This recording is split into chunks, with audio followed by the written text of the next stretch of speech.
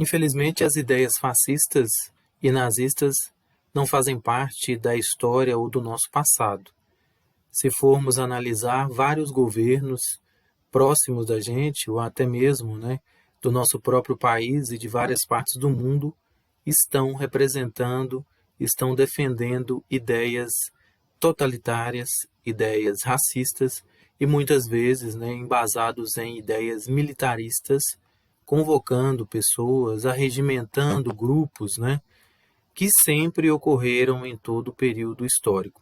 Entretanto, é importante a gente entender que o nazifascismo, como um fenômeno, ele surge entre as duas guerras mundiais, ou seja, entre o período de 1919 a 1939, um período de grande crítica ao sistema capitalista, um período de economias arrasadas, um período de ascensão de ideais socialistas, de igualdade, de fraternidade, de direitos adquiridos, mas também de ascensão desses grupos que defendiam o uso da violência, que eram extremamente nacionalistas, de um nacionalismo exacerbado.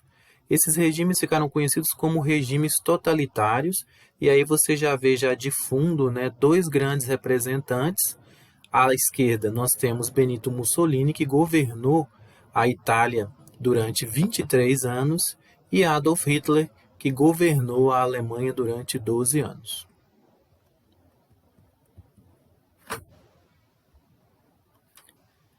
Como esses regimes totalitários chegaram ao poder? Houve uma incapacidade de atender os anseios tanto dos trabalhadores quanto da burguesia, dos capitalistas que estavam no poder até então. E essa crise que ocorreu da democracia, de uma visão democrática de sociedade que vinha crescendo, principalmente nos países europeus, essa crise possibilitou a ascensão, o surgimento de partidos que defendiam totalmente o que significava o contrário de um sistema democrático. Diante do fortalecimento das ideias socialistas, a burguesia optou por abdicar da liberdade em defesa da manutenção de seus bens e privilégios, apoiando a ascensão do nazifascismo. Isso é muito importante a gente entender que o nazifascismo ele surgiu com a anuência, com o apoio da burguesia.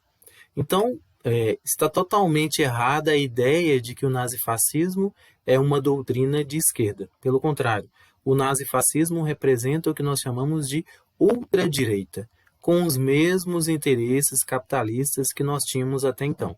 Então, a burguesia que estava, entre aspas, sofrendo o perigo de perder o seu poder, apoiou o surgimento do nazifascismo. Quais as características do nazifascismo e por que ele se tornou um tipo de partido que é doutrinário? Ele é monopartidarista, ele defende apenas o seu próprio partido. Ele é contra qualquer tipo de debate, de discussão, de pluralidade de ideias. Ele é expansionista, ou seja, ele defende a conquista de novas terras, no caso de Hitler, de novas terras conquistadas pelos alemães, e no caso de Mussolini, pelos italianos. A ideia é defender um espaço vital, teorias que foram criadas na época pelo próprio Hitler. Ele é militarista, então ele aumenta consideravelmente contingentes militares, a parte bélica, as indústrias que produzem armas, elas têm um grande desenvolvimento dentro de regimes totalitários, autoritários, como meios indispensáveis à política imperialista. No caso da Alemanha, que era um país que estava com a economia arrasada, após a ascensão de Hitler, a sociedade teve um crescimento econômico muito grande, isso devido a investimentos pesados na indústria bélica. Ele é anticomunista, então ele tem uma aversão a qualquer tipo de organização de esquerda, porque, segundo eles, elas ameaçam a ordem e a segurança nacional. São antiliberais, ou seja, eles defendem regimes centralizados que restringam a liberdade de organização e de expressão. Dentro desses sistemas totalitários não existe a possibilidade de organizações, de movimentos sociais, porque estes são reprimidos com violência.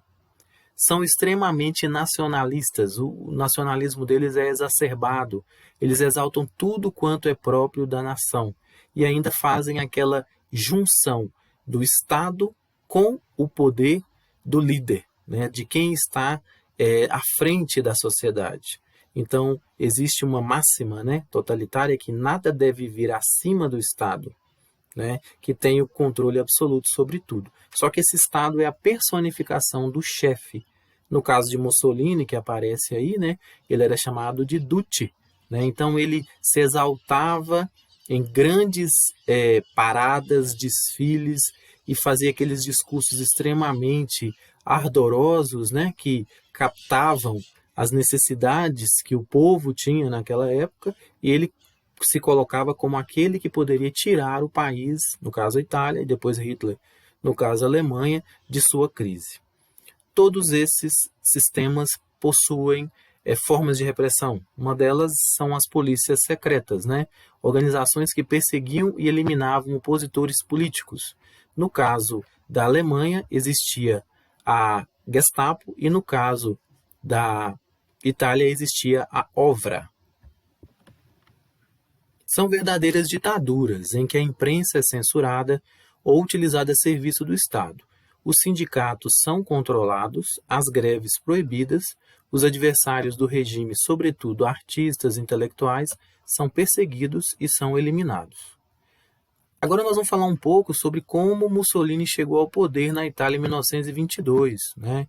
No movimento ficou conhecido como a Marcha sobre Roma, onde ele conseguiu arregimentar, e isso aconteceu em outubro de 1922, uma mobilização de cerca de 50 mil fascistas, que ele ganhou força, notoriedade e acabou sendo convidado para compor o governo.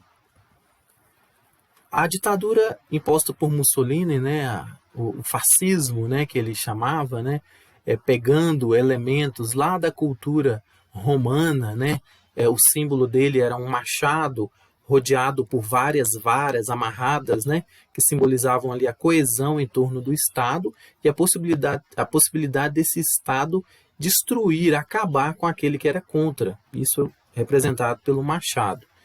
Essa ditadura ela foi marcada assim, por violência, por fraude em eleições, né, e pela morte de todos que eram contrários a essa ditadura. Um deles foi o filósofo Antonio Gramsci, né, que foi vítima da ditadura de Mussolini. Foi preso, depois torturado e morto. Em fevereiro de 1929, Mussolini assinou o Tratado de Latrão, né, formalizando a existência do Estado do Vaticano, sob o pontificado de Pio XI. Dessa forma, ele tirou a Igreja como uma opositora ao seu governo, né? Aí nós temos o Estado do Vaticano.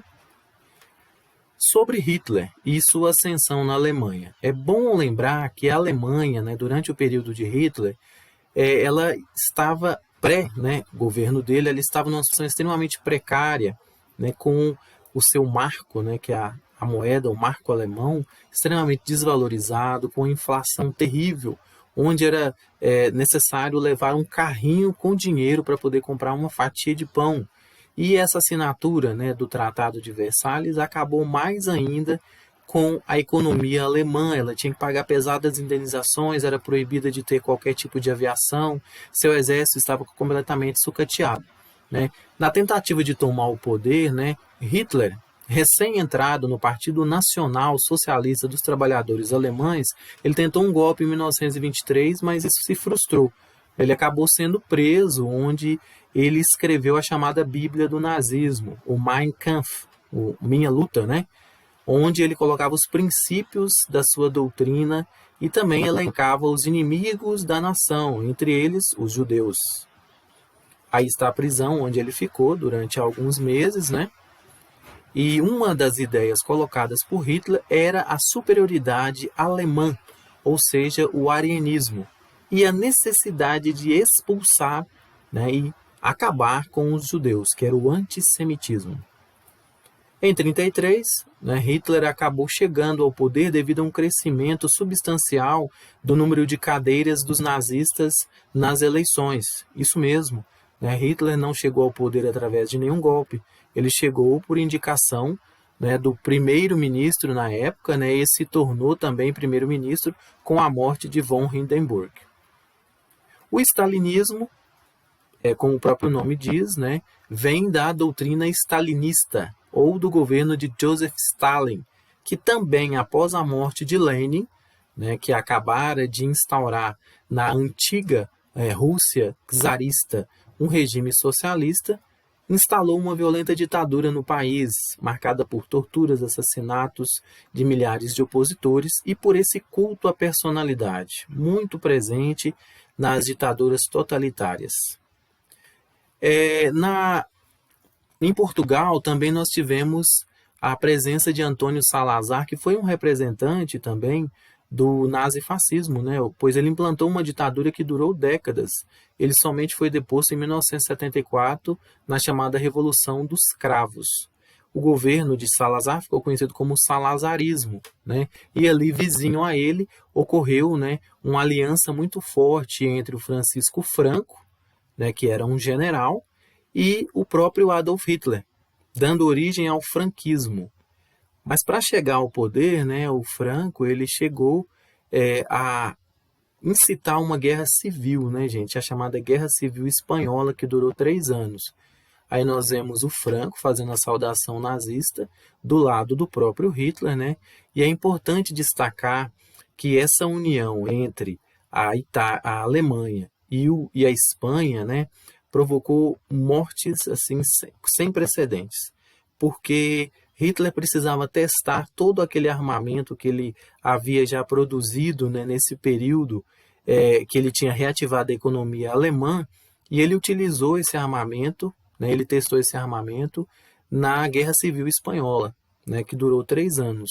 E aí nós temos essa famosa pintura de Picasso, né, do Pablo Picasso, onde ele mostra o massacre de Guernica, né, uma cidade espanhola que foi literalmente varrida do mapa depois de um ataque dos nazistas. Hitler, então, teve ali o seu aval para poder utilizar seus armamentos em larga escala, dando início, né, ao que seria a Segunda Guerra Mundial, a partir de 1939. Tema esse que iremos discutir em breve aqui também.